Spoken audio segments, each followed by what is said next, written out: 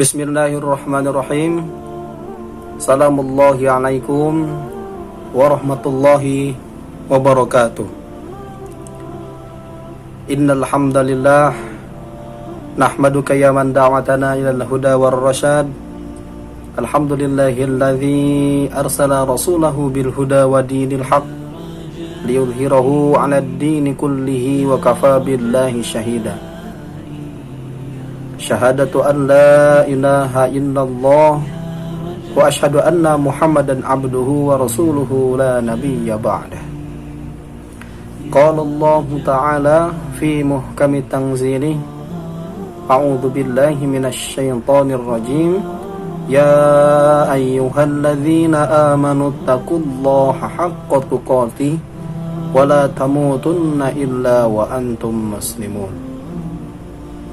Wa qala aidan Allah yakhrujukum min butuni ummahatikum la ta'lamuna syai'a. Wa qala Rasulullah sallallahu alaihi wasallam talabul ilmi faridatan ala kulli muslimin wal muslimati. Wa qala syair la ijhad wa la taqsal wa la takun ghafilan fanadamatul uqba liman yatakassal.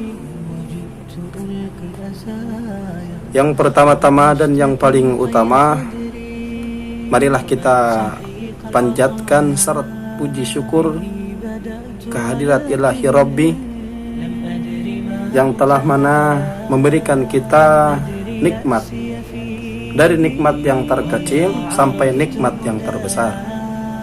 Salawat beriring salam, marilah kita sanjungkan keharibaan baginda Nabi besar Muhammad sallallahu alaihi wasallam yang telah memberikan kita ilmu dari zaman jahiliyah sampai zaman mahiriyah sampai saat ini.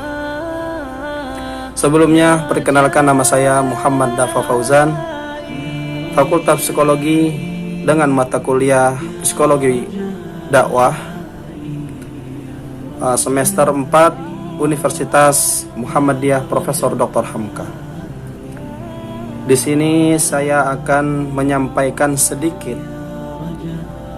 tentang apa itu hidup. Teori menyatakan bahwa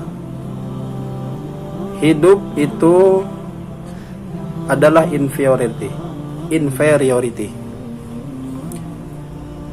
Inferiority merupakan salah satu teori dari Alfred Adler yang artinya berupa kelemahan, ketidaktahuan, kekosongan. Itulah yang diartikan dari inferiority. Allah dalam Al-Quran pun menjelaskan, Allah yakhrujukum min butuni ummahatikum la ta'lamuna syai'a.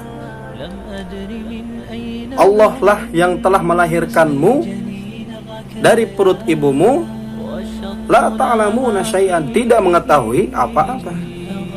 Nah, sesuai dengan teori Alfred Adler, yaitu inferiority, bahwa lahirnya kita di dunia berupa kelemahan, tidak tahu apa-apa, kekosongan.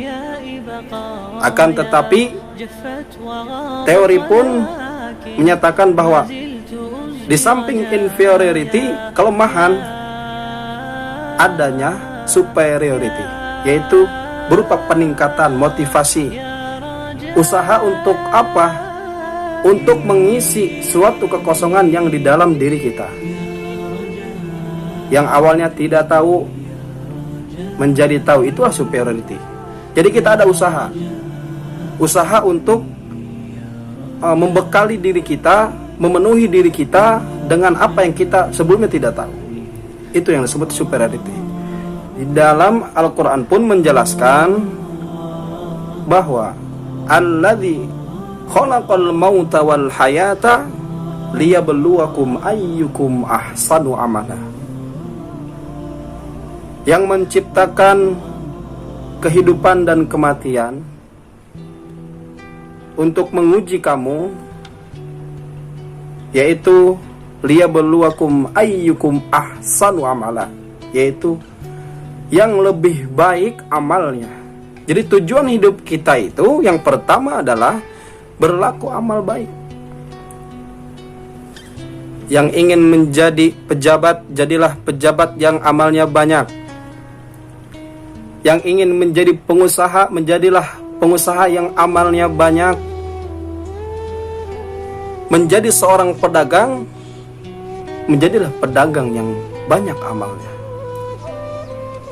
Itulah yang disebut superiority. Agar apa?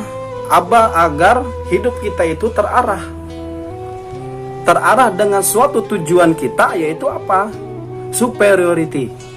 Amal. Perbanyak amal. Itulah tujuan hidup kita. Ada lagi di dalam Al-Qur'an menyatakan bahwa wa ma khalaqatul jinnah wal insa illa liya'budun. Kata Allah, tidak akan kuciptakan jin dan manusia illa liya'budun, kecuali hanya untuk menyembah, beribadah kepadaku. Kata Allah. Jadi superiority tersebut, segala bentuk usaha apapun, motivasi, belajar dan lain sebagainya, kaitkan dengan suatu amal. Ahsanu amal, sebaiknya amal, sebaik-baiknya amal. Superiority itu. Dan illa liya'budun, kecuali menyembah kepada Allah.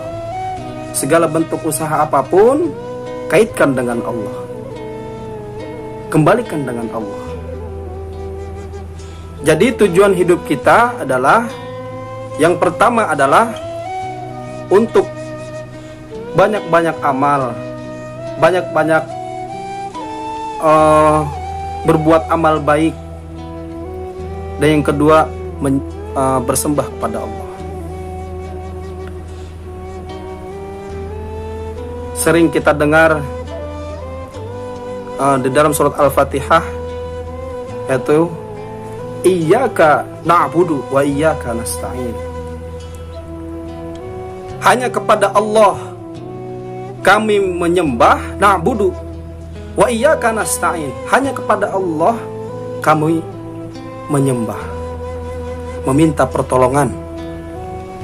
Tidak dikaitkan dengan apa-apa, tidak dikaitkan dengan sesuatu yang berbentuk negatif.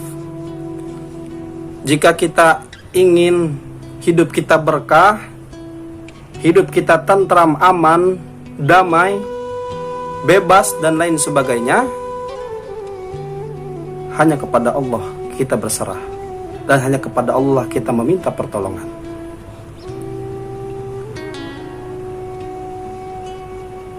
Dengan kata lain, tujuan hidup kita yaitu berbanyak-banyak amal soleh, ibadah, sholat, tolong menolong, dan lain sebagainya. Baik teman-teman onlineku sekalian, bahwasanya tujuan hidup kita itu hanya dua, yaitu berupa amal yang baik dan ibadah.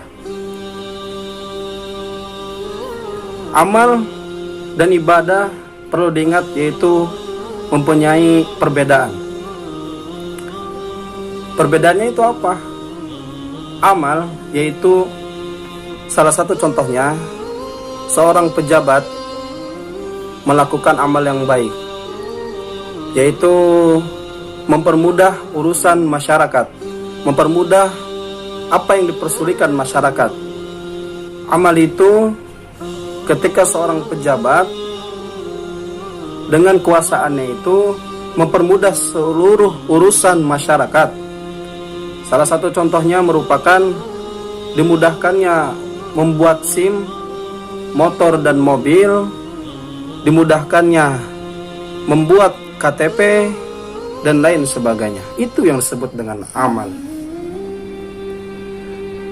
Amal-amal untuk orang, salah satu contohnya seorang pedagang. Seorang pedagang bukan dikaitkan dengan dia rajin sholatnya, rajin sholat duha, tahajud dan lain sebagainya. Itu yang disebut dengan ibadah, bukan dengan amal. Amal yang diartikan dengan para pedagang yaitu memberikan sebagian hartanya kepada anak yatim, menghadiahkan para karyawannya berupa sesuatu penghargaan, apresiasi dan lain sebagainya. Itu yang disebut dengan amal. Nah, berbeda dengan halnya dengan ibadah. Ibadah merupakan salah satu bentuk pengabdian kita kepada Allah, yaitu sholat, sholat tahajud, sholat duha, itu yang disebut dengan ibadah. Jadi teman-temanku sekalian, bahwasannya hidup itu, tujuan hidup itu hanya untuk dua makna, ibadah dan amal. Ibadah berupa sholat, amal berupa suatu perbuatan kita kepada orang lain. Mungkin hanya itu yang dapat saya sampaikan. Kurang dan lebihnya mohon maaf yang sebesar-besarnya. Jika ada kelebihan, itu datangnya dari Allah Subhanahu wa taala, dan jika ada kekurangan, itu datangnya dari diri saya pribadi. Wallahul muwaffiq ila aqwamit thoriq. Assalamualaikum warahmatullahi wabarakatuh.